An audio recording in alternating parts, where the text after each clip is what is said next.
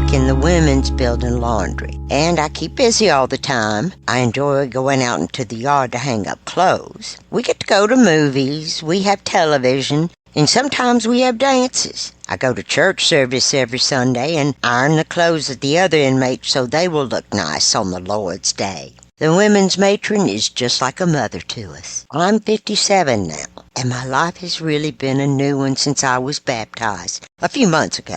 I even quit having headaches. I started taking some pills here. I don't know what they are, but the headaches have been gone for months. When they get short in the kitchen, I always offer to help out, but they never have let me work there. I always say I'll do anything they want done. My conscience is clear now. I have told you about every one of them. You can dig up all the other graves in the world, but you won't find anything else on me.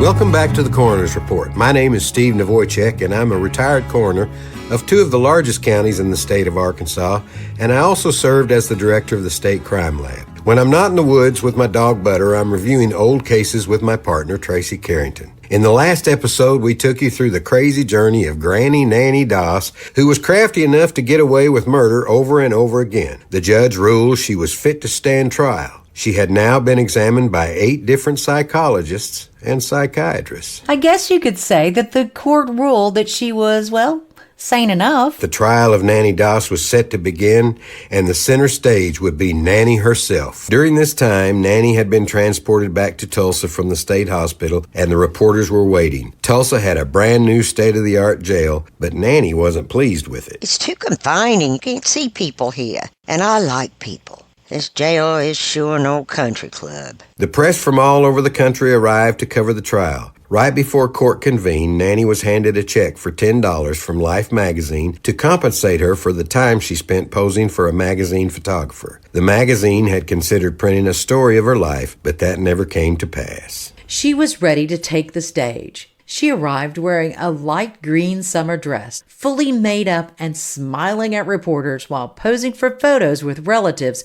who came to Tulsa from North Carolina and Alabama. I've been sick this past week with a headache, but I was coming to this hearing if they had to carry me downstairs. Of course, on her way to the courtroom, she spoke again to the press. I've been seeking perfect love for a long time. It ain't hard to get a man, but I've had enough husbands. I tore up the mailed proposal from an older gentleman who said he lived alone. I don't hate men. Some men are good men. I'm betting her attorneys really wanted her to shut the hell up. 8 different psychologists and psychiatrists examined her, and guess what? They were divided right down the middle on her mental status. As you'd expect, the prosecuting attorney was not pleased. 2 Tulsa psychiatrists and a psychologist employed by the state examined Nannie Doss and have found she is not legally insane. The doctors found her normal in mentality and judgment. I was quite surprised to find the difference in views, particularly since Dr. Felix Adams of Eastern State Hospital had said the examination showed that she was mentally defective and should be committed to an institution. One of the doctors that observed her said she was childlike in many of her responses. He didn't feel like she was smart enough to play the part and malinger. Not smart enough, huh? Another doctor said that Nannie was very, very cagey. She was very talkative on immaterial subjects, but overly cautious when questions touched on anything related to the poisonings. He thought she was narcissistic, but not mentally defective. Investigator Steege, who broke the case and testified, said he believed Nannie was sane. Dr. McCoy dug into her background and said that her father and her first 2 husbands were cruel alcoholics. Remember, he's going off what Nannie reported to him.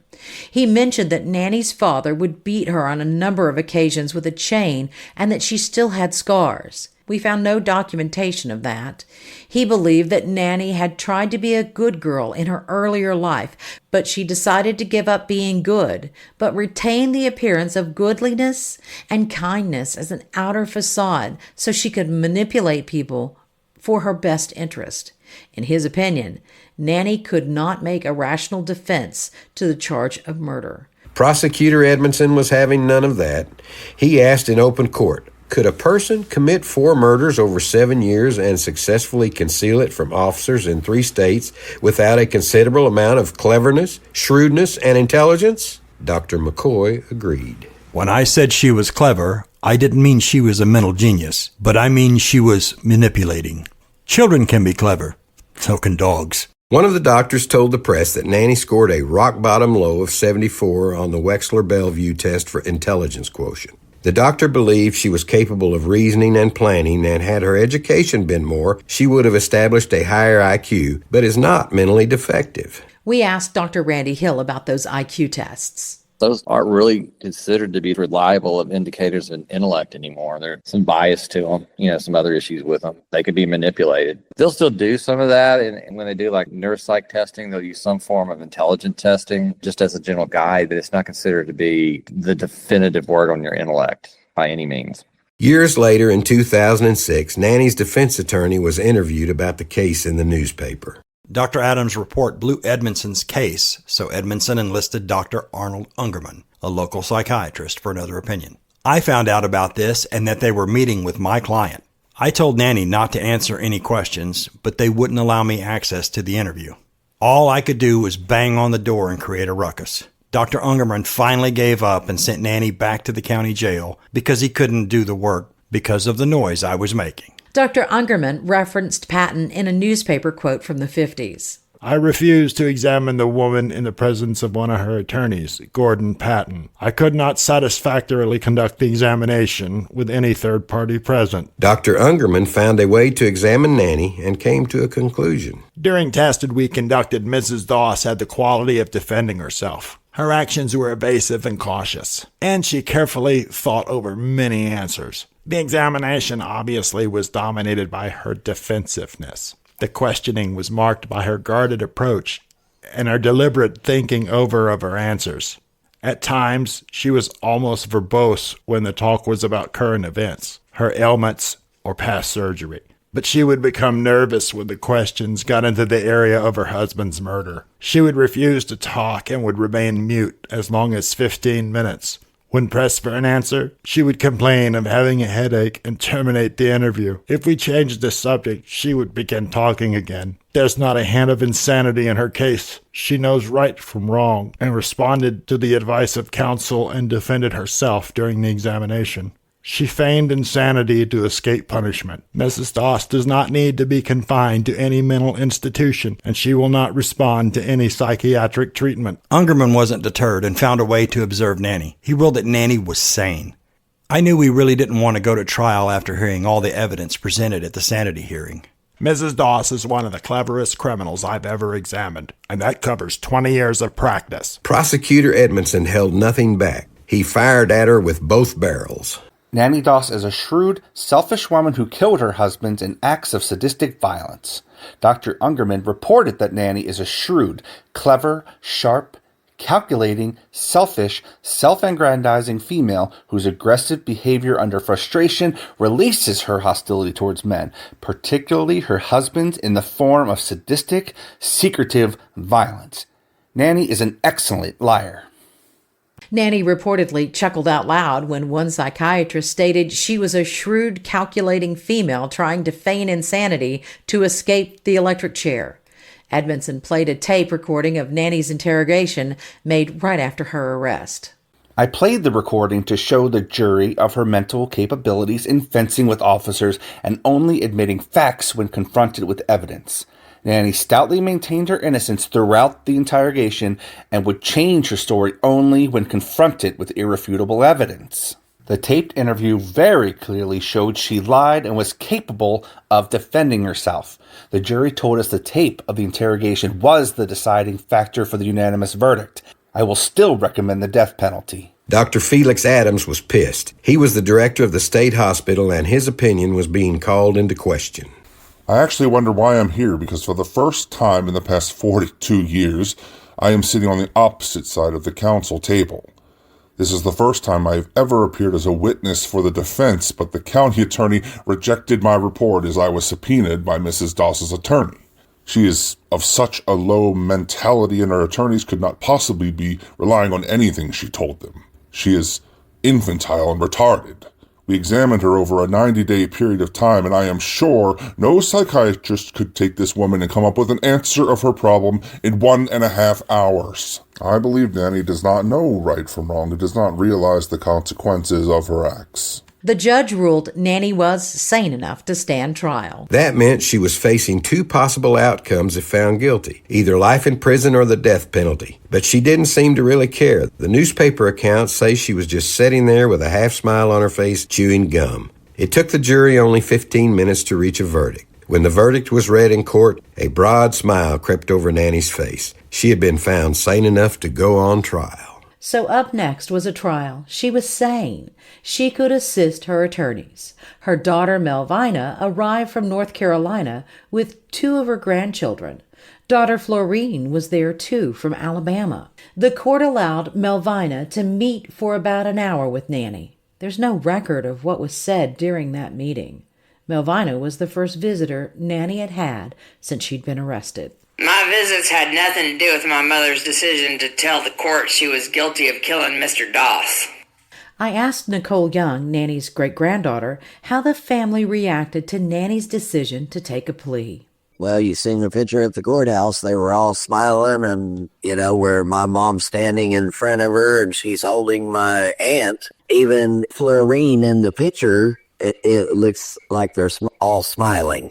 Defense attorney Gordon Patton knew he only had a few choices. A jury found her sane. The state has a confession from her. We hope to get a life sentence. I had 3 choices with a jury trial: acquittal, guilty by reason of insanity, or guilty with the possibility of the electric chair. I took a gamble feeling that there was no way Judge Adams would sentence a woman to death. I waived a jury trial and we entered a guilty plea. At sentencing, we intend to plead that Nannie was temporarily insane. Everyone was shocked. The plea deal hit the courtroom like a bombshell. They expected a 3-day trial, but it was all over in 10 minutes. Of course, Prosecutor Edmondson was not having a bit of that. I think Nannie fed her mother a lethal dose because the old woman was in her way. She had got rid of 2 of her husbands up to that time, and she had made plans to marry number 4. But she was called home to nurse her mother. Well, the mother died of a dose of arsenic while Nannie was nursing her. She then left and went to Emporia, Kansas and married husband number 4, Richard Morton. When she got tired of him, she poisoned him to marry Doss. Despite the plea, I will still ask for the death penalty for Mrs. Doss. I plan to introduce testimony showing Doss is a sadistic killer and she knew right from wrong and is a burden to society while living. This latest maneuver to save Mrs. Doss from the electric chair will not work if I have my way. Nannie appeared in court that day with a smile on her face, even though she knew she was facing the possibility of the electric chair. Nannie entered the courtroom with her daughter and her grandchildren. Out in the corridor before the court convened, Nannie frequently held the younger child in her arms and exchanged fond talk with both the youngsters. In the photos, her daughter and granddaughters looked thrilled to see Nannie despite the murder charge she was facing. She was downright charming and the center of attention. Although Dr. Adams and other defense witnesses still maintain today that they believe Nannie is insane or mentally defective, Mrs. Doss herself apparently was no longer playing such a part. In contrast to the drab, dejected woman who sat through the insanity hearing and other proceedings, Nannie today wore makeup, a pearl choker, and pearl and rhinestone earrings. Nannie took the time to smile at reporters, and she posed for pictures with her relatives that came to Tulsa from North Carolina and Alabama. And both of her daughters, Melvina and Florine, were there to see their mother sentenced. Prosecutor Edmondson wasn't about to let Nannie walk. Nannie is a cold-blooded murderess and an expert on evasion. She never admitted a single crime until the officers had her nailed down with positive proof. Some state-employed psychiatrists have told you Mrs. Doss is insane and doesn't know right from wrong. These defense attorneys, after failing to have her declared mentally incompetent, have rushed in with a quick guilty plea trying to save her from the electric chair. They didn't call any of her relatives to prove insanity. This was an afterthought when everything else had failed. It took a jury only 15 minutes to find her sane. There was a reason Edmondson didn't want Nannie to go to a mental institution. He was afraid she would be free to kill again without the courts knowing. The accused person does not need a court order to be released.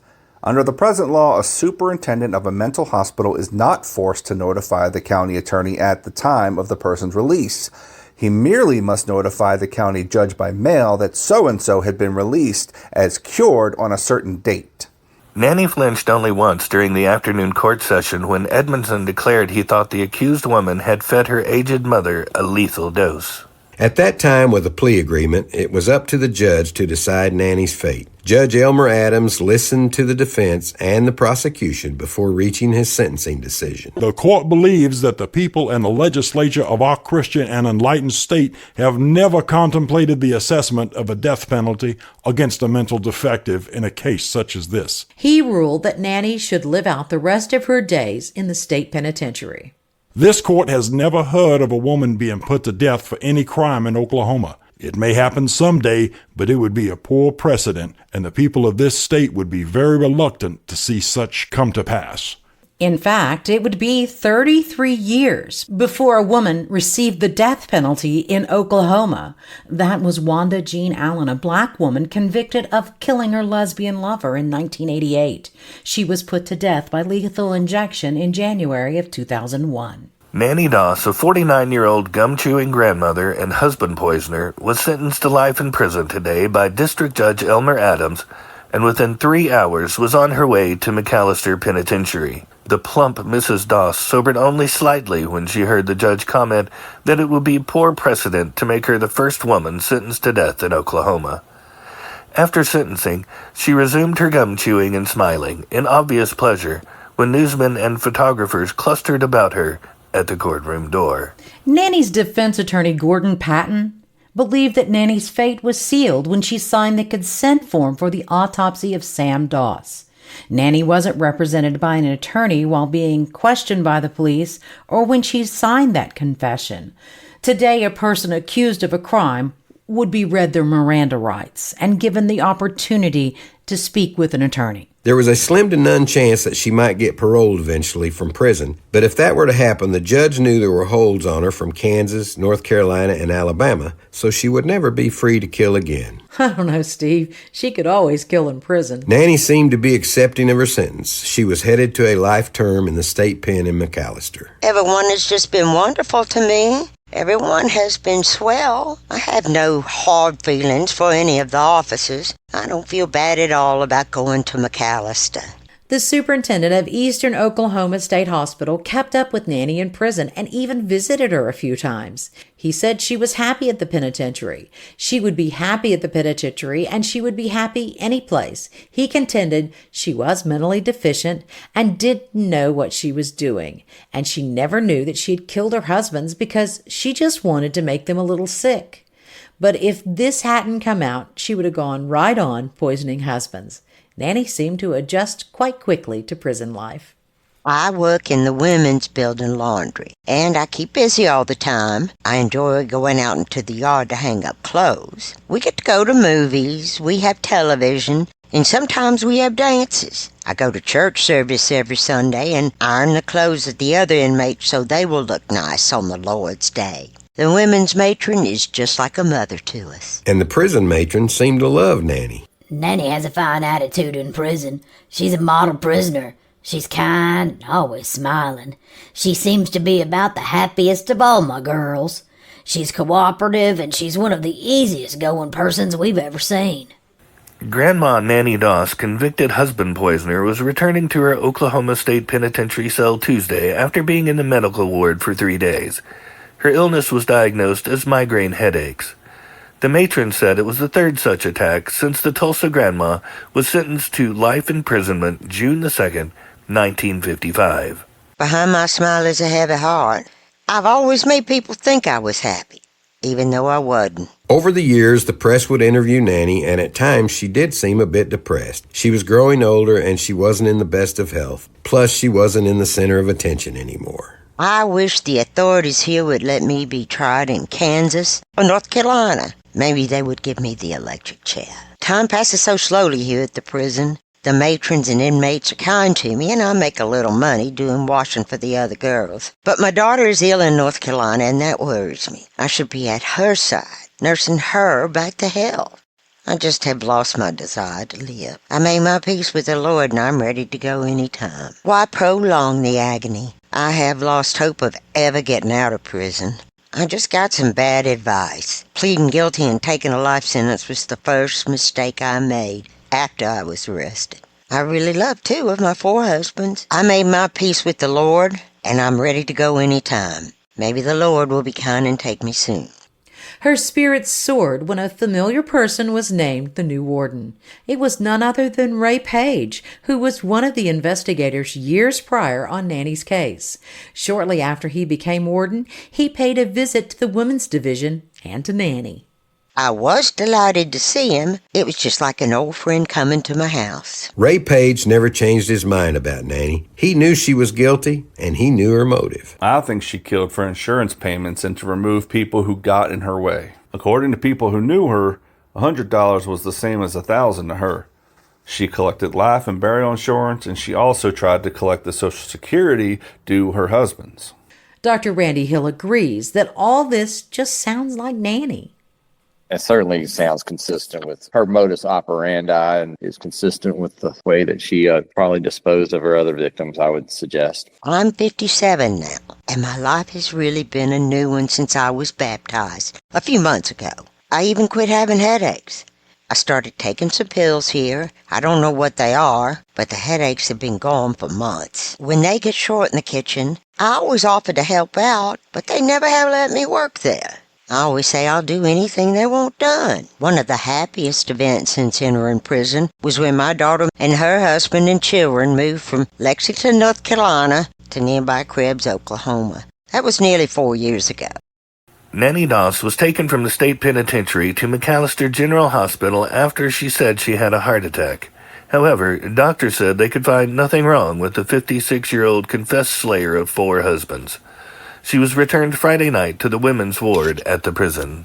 Dr. McCoy from Eastern Oklahoma State Hospital also mentioned Nannie might just be a hypochondriac. So, oh, woe is me. Yeah, Nannie even came up for parole. She appeared before the parole board to ask for it. The board gave her a 20-minute interview but voted unanimously to deny clemency. I can't imagine why. Of course, by then, her story had changed. If I signed those confessions, I didn't know what I was doing. Now, I repudiate them all. I never killed my husbands. I was tricked into confessing the death of my husbands. I got the idea for saying I killed them from a magazine story. She repudiated them? Yep, repudiated. That was a direct quote from the paper. And that's a big word for a woman with an IQ of 73, isn't it? She told reporters she was tricked into confessing and had gotten the idea to say she killed her husbands from a magazine. But almost 10 years to the day she was sentenced to life in prison, Nannie died of leukemia in a Tulsa hospital. Nature's own slow poison caught up with Mrs. Nannie Doss, the plump, cheery, lonely hearts artist who dispatched at least 4 men with arsenic and rat eradicator. No fictional detective tale could rival the horror and grisly humor emerging in the Doss investigation. Every time Nannie spoke, she added fuel to the legend. Even good old Charlie Braggs, Nannie's first husband, stayed in touch until the very end. For the past 10 years since she's been in prison, me and my wife corresponded with Nannie. We got a letter about once a month, and we started a letter Tuesday night, but I don't guess we'll finish it now. I never lost feeling for her. I still love her. I was more than lucky. The reason why I never did have any insurance. But there was good that came from the story. The Doss case resulted in the Oklahoma legislature passing a new law requiring an examination by a medical examiner of all individuals who die without being attended by a physician. The law was named the Nannie Doss Law. And Nannie's great-granddaughter? Well, she's not a fan of that law. I'm terrified of death, and I'm extremely terrified of the thought of an autopsy. So, look what she's done to me. We were also curious how having a serial killer in the family affected living family members. So we asked Nicole how this story affected her life. I've had a mixed bag of reaction. I used to work at an answering service. I worked there for 20 years. You know, when the girls are sitting there, there's no calls going on. You've got a minute to talk. Everybody talks about different things. And I had brought up the fact that my great-grandmother was a serial killer. And then everybody in the office, of course, was like, oh my God, really? What was her name? Is she famous? And after I had gotten done telling the story, this one woman turns and looks at me and says, I can't believe you told anybody that. And I said, what do you mean? She said, I would go to my grave without people knowing that I was kin to a serial killer. And I was like, why? I'm not one. It didn't affect me. And then I've had people that are, oh my God, are you shocked that you're still here? And I'm like, wait a minute. No, because for one, she died in 65. I was born in 68. It's kind of an interesting question. What would you do, Tracey? If you had a serial killer back in your ancestry, would you mention it? Who says I don't? I mean, so far, my ancestry DNA hasn't turned up a link to Jack the Ripper. But if you go back far enough in anyone's lineage, you can find a killer, a bank robber, or a horse thief. And really, those are the most interesting lines to follow because there's more information about them. I'd like to think I would have the same dark sense of humor several generations later, like Nicole's family has had. My mom had an amazing sense of humor. She would have friends come over and she would make stewed prunes. And she'd put sprinkles of white powdered sugar on top. And she'd set it on the table and tell them, if you really honor our friendship and you trust me and all, you would eat this and not worry about what's in it. A lot of people would eat it. A lot of people would not. In the end, Nannie was only convicted of one murder, Samuel Doss. She was suspected of also killing her 3 other husbands, her mother, and her sister. But her death toll may well have been substantially higher. She never admitted to killing her mother or other kinfolks, but you just didn't cross Nannie Doss. My conscience is clear now. I have told you about every one of them. You can dig up all the other graves in the world, but you won't find anything else on me. This concludes this episode of the Coroner's Report, Nannie Doss, the self-made widow. We are busy at work on our next episode. If you like our content, please remember to like and subscribe and share with your friends. Of course, if you have questions or comments, please reach out to us on our website at coronersreport.net or on any social media platform at The Coroner's Report. Special thanks to Nannie Doss's great-granddaughter Nicole Young and Dr. Randy Hill for their insight. Thanks also goes out to our voice actors, Diane Jones, Savvy Valentine, J.D. West, Amy Oliver Barnes, Chris Schaefer, Alan Prather, and Sean Davis. Copyright 2025 Aussie Grove Media Group, LLC.